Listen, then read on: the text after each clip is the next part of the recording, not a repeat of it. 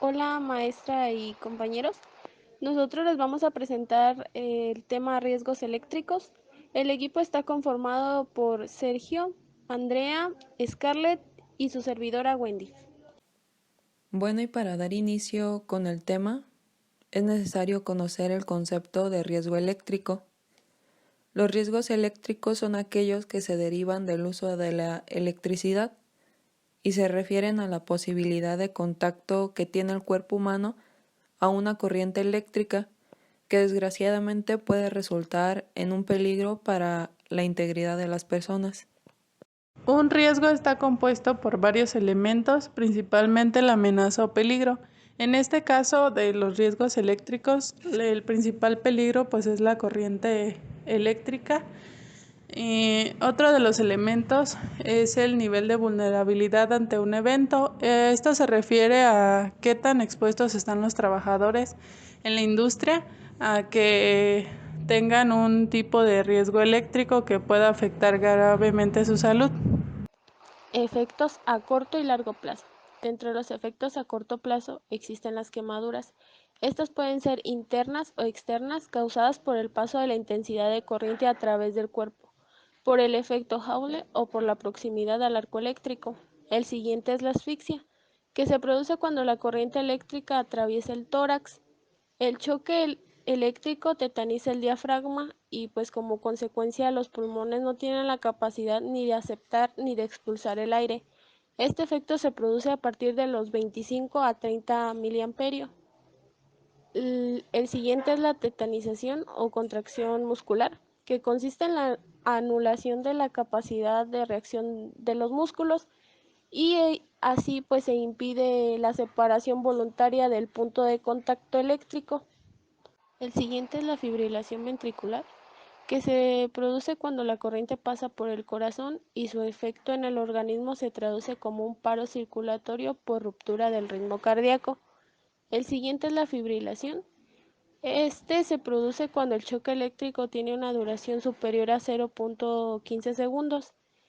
Teniendo en cuenta que el 20% de la duración total del ciclo cardíaco medio del hombre pues es de 0.75 segundos. También puede haber lesiones permanentes producidas por la destrucción de la parte afectada del sistema nervioso. Dentro de los efectos a largo plazo existen las manifestaciones renales. Los riñones pueden quedar bloqueados como consecuencia de las quemaduras debido a que se ven obligados a eliminar gran parte de la mioglobina y hemoglobina que los invade después de abandonar los músculos afectados, así como las sustancias tóxicas que resultan de la descomposición de los tejidos destruidos por las quemaduras. Otro es el trastorno cardiovascular. La descarga eléctrica es susceptible a provocar pérdidas del ritmo cardíaco y la conducción aurícula ventricular e intraventricular, manifestaciones de insuficiencias coronarias agudas que pueden llegar hasta el infarto de miocardio. Dentro de los efectos a largo plazo también existen los trastornos nerviosos. Las víctimas de los choques eléctricos sufren frecuentemente de estos trastornos relacionados con pequeñas hemorragias fruto de la desintegración de las sustancias nerviosas, ya sea central o medular. Existen trastornos sensoriales, oculares y auditivos. Los trastornos oculares observados a continuación de la descarga eléctrica son debido a los efectos luminosos y caloríficos del arco eléctrico producido. Los órganos que se ven afectados son la piel, pulmones y corazón. La piel se ve dañada a causa de quemaduras por la intensidad de corriente que atraviesa el cuerpo. Los pulmones se ven dañados por el choque eléctrico que no permite el acceso ni la expulsión de aire. Y el corazón, pues su efecto en este órgano se traduce a un paro circulatorio. Ahora les presentaremos lo que son las medidas preventivas. Antes de comenzar con cualquier trabajo que se realice bajo tensión, se deben considerar todos aquellos cables que lleven corriente eléctrica, por lo cual eso se comprobará mediante el uso de un multímetro o verificador la ausencia de tensión en estos. Tampoco se deben realizar trabajos en instalaciones eléctricas donde no se tiene ningún tipo de autorización ni información del trabajo que se realizará en ellos.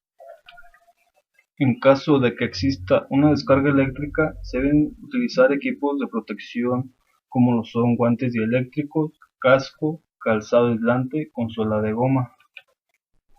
En caso de que exista humedad en una zona, se deben evitar todos aquellos aparatos o equipos eléctricos los cuales pudieran mojarse. Tampoco se debe pisar el suelo donde se encuentre agua o con alguna parte del cuerpo tocar zonas donde haya agua. En ambientes húmedos hay que asegurarse de que todos los elementos de la instalación responden a las condiciones de utilización prescritas para estos casos.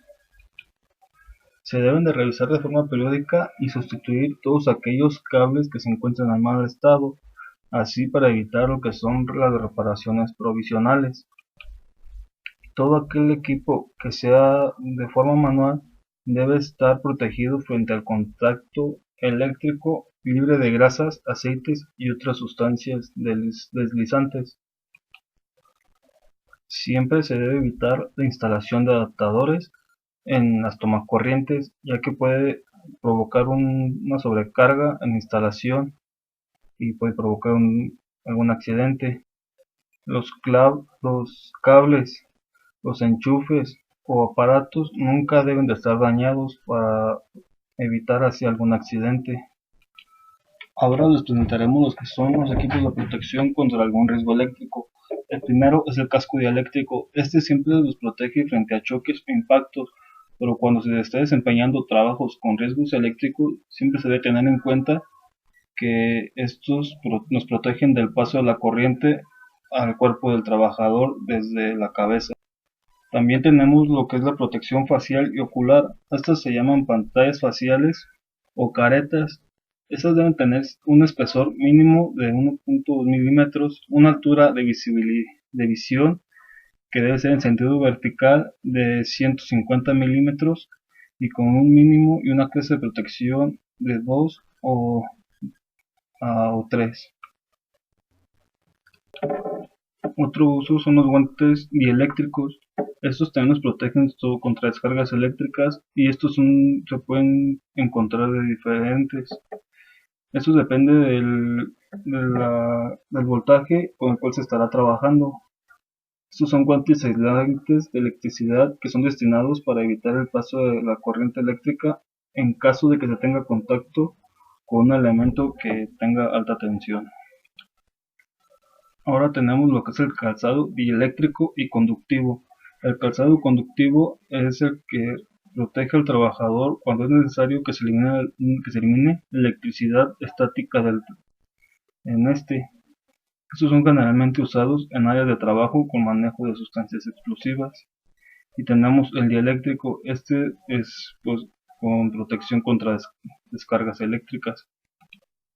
Una de las normas oficiales mexicanas que es referente a este tema de los riesgos eléctricos es la norma 029 STPS 2011, que se trata del mantenimiento de las instalaciones eléctricas en los centros de trabajo o condiciones de seguridad.